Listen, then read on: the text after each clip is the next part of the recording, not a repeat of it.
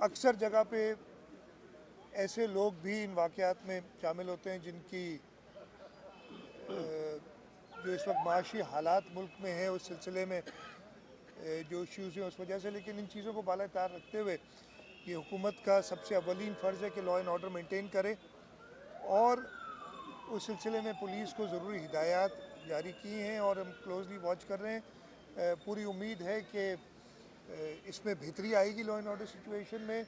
जो हमने technology improvements करनी है सेफ सिटी के हवाले से, वो भी अब फाइनल मराइल में, उसमें काफ़ी इश्यूज़ हुए थे। यहाँ पूरे बताने बैठूँगा तो टाइम लगेगा, लेकिन आपकी जो तशवीश है, सबकी तशवीश है, हमारी भी तशवीश है लॉ एंड ऑर्डर के बारे में, और कोशिश है कि इसमें जल्द बेहतरी लाई जाए। अच्छा सीएम सर, साहब मुझे ये ये बता फरमाइएगा दें, कि ये बता पहले दें। जब बताया गया था कि जब कराची ऑपरेशन हुआ था कि उस वक्त जो है टारगेट किलिंग्स के लिए जो यहाँ पर स्लीपिंग सेल्स थे वो इन्वॉल्व थे, रा की यहाँ पर जो है वो इन्वॉल्वमेंट थी, लेकिन अब बताया जा रहा है कि माशी हालात ख़राब हैं, इसकी वजह से ये तमाम सर्ज आया है स्ट्रीट क्राइम्स के अंदर।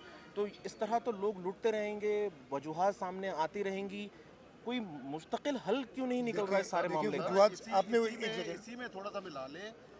मुस्तकिल वजीर दाखिला सिंध का आप क्यों नहीं किसी को तैनात करते? इतने काबिल लोग आपके पास हैं, क्योंकि आपके पास पहले से ही खजाने का बर्डन है, दीगर बर्डन है, पॉलिटिकली भी आपका एक किरदार है। मेरे तो क्यों पास नहीं सारे रखते? बर्डन है। सबसे पहले तो हाँ, तो आपको क्यों बता नहीं दूं, रखते? मतलब अलग क्यों? एज वजीर आला मेरे पास सारी जिम्मेदारी मेरी है।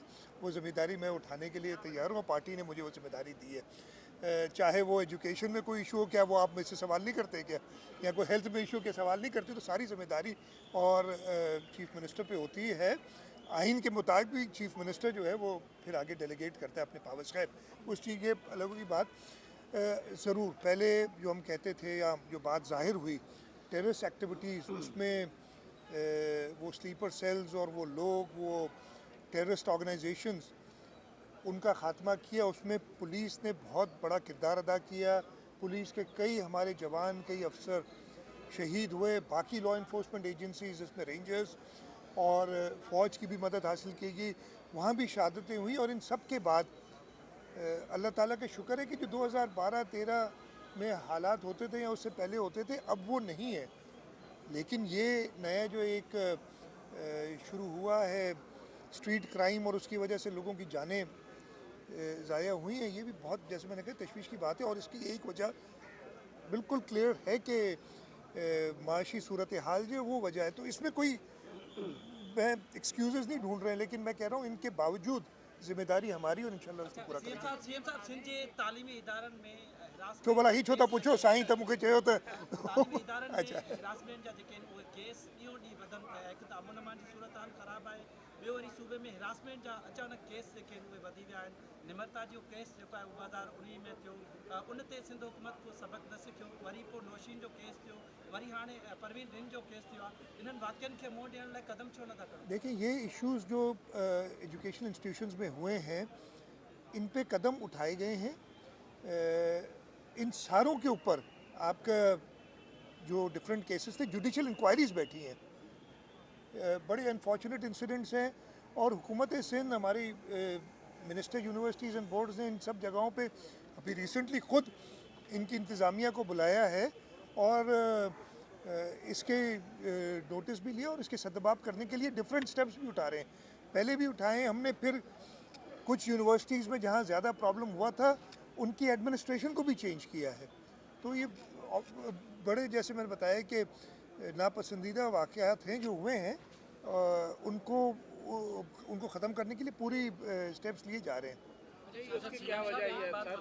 ये जो नवाब शाह में वाक़या हुआ, फिर दूसरे वाक़या हुए, उसके ऊपर हुकूमत बहुत देर लगाती है कि देर नहीं लगाती, को हल करने के लिए। नहीं देर नहीं लगाती। जो नवाब शाह में वाक़या में डिटेल्स में नहीं जाना जाता, इसलिए कि लोग हैं वो पहले दिन ही मिनिस्टर यूनिवर्सिटीज़ एंड बोर्ड्स ने, before even they went to media and press, उसका नोटिस लिया था। उनकी फैमिली से भी बात की थी।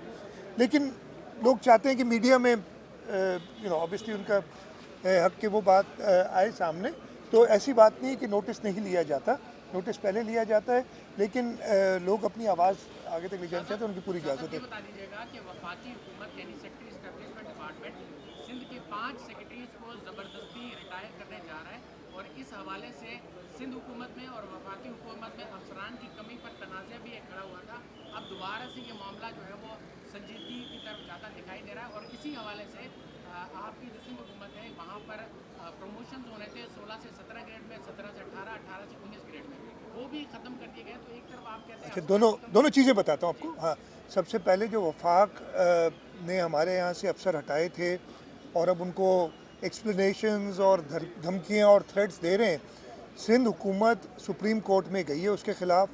पिछली ट्यूसडे को पहली हियरिंग उस केस की हुई थी। अब मंडे को 21 तारीख को चीफ जस्टिस साहब के पास हियरिंग है। हमने अपना मुकदमा उधर पेश किया है।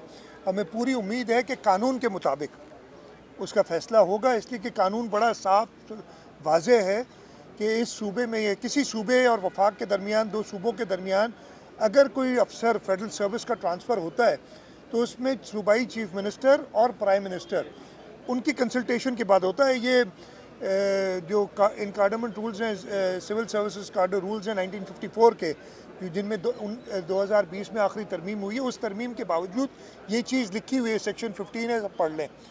ये भी लिखा हुआ है उसमें कि जो अफसर जिस जगह पे तैनात होगा उस हुकूमत को जवाबदेह होगा। रूल 14 है। ये भी आपके सिविल एफिशिएंसी और डिसिप्लिन रूल्स में लिखा है कि आप डायरेक्टली किसी सिविल सर्वेंट को नोटिस या एक्सप्लेनेशन इशू नहीं कर सकते, आप चीफ सेक्रेटरी को कहेंगे सूबाई। ये सारे कानून में मौजूद है और हम ये सारी चीज़ें लेके सुप्रीम कोर्ट में गए। दूसरा, आपने जो प्रमोशंस की बात की, ऐसी मैं वाजिया करता हूँ, ऐसी कोई बात नहीं है। मैंने जितनी, देखिए, किसी के कहने पे प्रमोशंस नहीं हो जाती कि मैं आज 16 ग्रेड में, मुझे 18 में होना चाहिए। बिल्कुल कानून के मुताबिक जितनी प्रमोशंस मेरा ख्याल है पिछले 5 साल में हुई हैं, हमने जो वफाक ने 20 ग्रेड की पोजीशंस छोड़ दी थी, उन पे भी एक्स PCS और PSS अफसरान के अंदर एक तस्फिया करा के, इसलिए पहले एक्स PCS की शेयर बहुत ज़्यादा होती थी, वो तस्फिया करके वही प्रमोट किया। तो इसमें कोई हकीकत नहीं है। बोर्ड हो रहे हैं अभी। मैंने 10 दिन पहले बोर्ड किया था और अभी मार्च के महीने में फिर बोर्ड होगा। जितने बोर्ड, एक आखिरी चीज़ में, एक से निसार साहब भी ज़रूर बात करेंगे। एक चीज़ और मैं बता दूं, कल मैंने, वो मीडिया में भी आया है, उसको ज़रा वाज़ेह कर दूं और बता भी दूं आपको सबके सामने कि 17 तारीख को हमें वफाक से 2 किस्तों में पैसे मिलते हैं जो NFC के। NFC का पैसा ट्रस्ट में जमा करती हैं, इन सूबों से जमा करती है वफाक, कहीं और से नहीं लाती।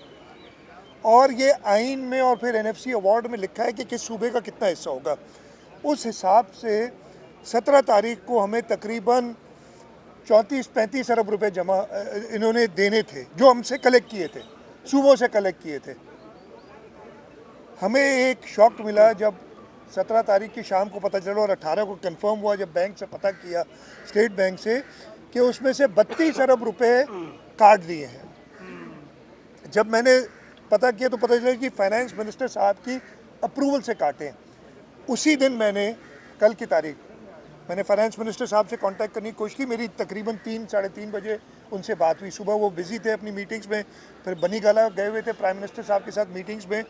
3-3:30 बजे के करीब मेरी उनसे बात हुई और जब मैंने उन्हें कहा तो उन्होंने खुद हैरानगी का इजहार किया कि अच्छा पैसे काट दिए, ये लफ्ज़, अच्छा उन्होंने ये डिडक्ट कर लिए। मैंने कहा जी एड सोर्स डिडक्ट कर लिए। कहते मैंने तो कहा था कि इसको हल करें मसले को, और उन्होंने मुझसे ये वादा किया है कल कि मैं इस पर कुछ करता हूँ, मैं देखता हूँ, मैं इंतज़ार कर रहा हूँ।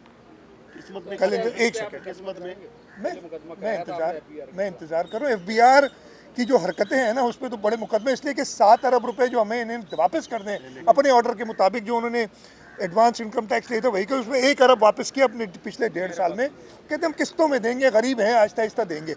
हमारे 32 अरब रुपए उन्होंने एक झटके, आप खुद सोचें, हमारा मंथली सैलरी बिल 50 अरब से ऊपर का है और उसमें अगर 32 अरब रुपए काट लें तो हमें एक मुश्किल हो जाएगी, और मुश्किल में है इस वक्त। वफाक को भी रियलाइज़ करना चाहिए।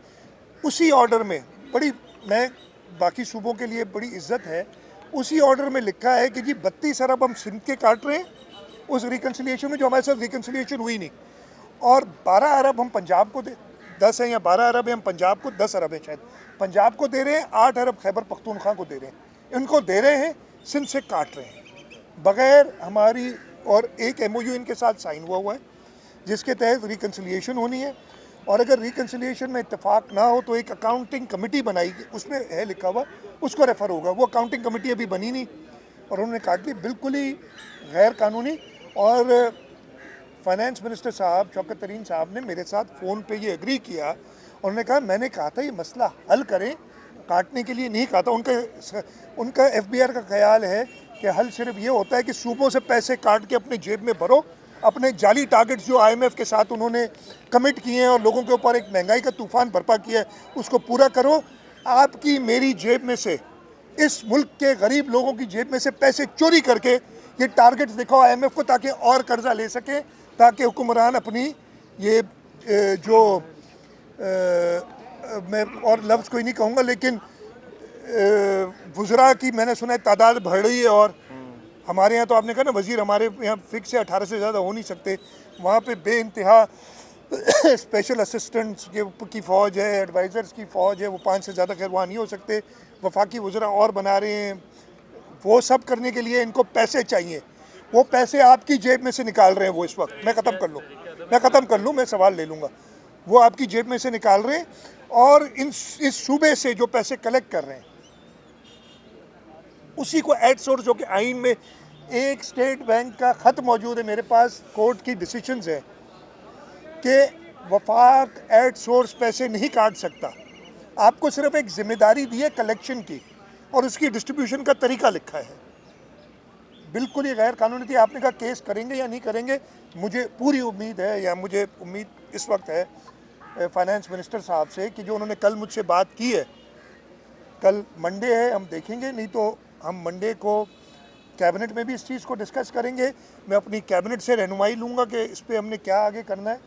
ये नाइंसाफ़ी इस सूबे के लोगों के साथ हर वक्त क्यों करते हैं? पहले भी पैसे काट के बाद में उन्होंने खुद इतराफ़ किया कि हमने 6 अरब रुपए गलत काट लिए थे और हम वापस करेंगे, वो किस्तों में वापस कर रहे हैं।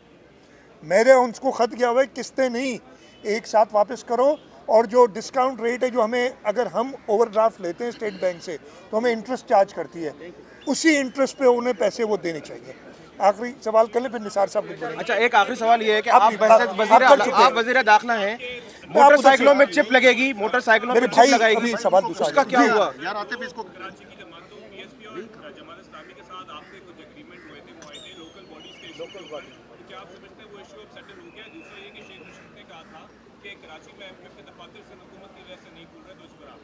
सबसे पहले तो शेख रशीद ने जो कहा था इस मुल्क की वफाक, मुझे नहीं पता शेख रशीद साहब ने क्या कहा, मैं उस पर कमेंट नहीं करूँगा, लेकिन ये एक जॉइंट डिसीजन है जो होता है।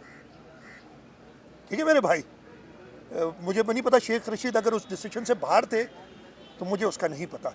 बाकी आपने कहा जो लोकल गवर्नमेंट में हमारी लोगों के साथ हुई हैं नेगोशिएशंस, कल हमारी कैबिनेट मीटिंग है और हमारी ये कमिटमेंट है कि जो बातें हमने उनके साथ की हैं वो कल कैबिनेट में करके हम असेंबली में पेश करेंगे। हमारी असेंबली के अंदर भी सारी जमातों के साथ मीटिंग हुई और हमने कहा है कि मज़ीद जो भी, अगर ये नहीं कि जो वो कहेंगे वो मान ली जाएंगी, हम बातचीत के लिए तैयार हैं और मज़ीद अगर इसमें कोई तरामीम कंसेंसस जिन पे होता है, अगर होती हैं तो हम करने के लिए वो तैयार हैं।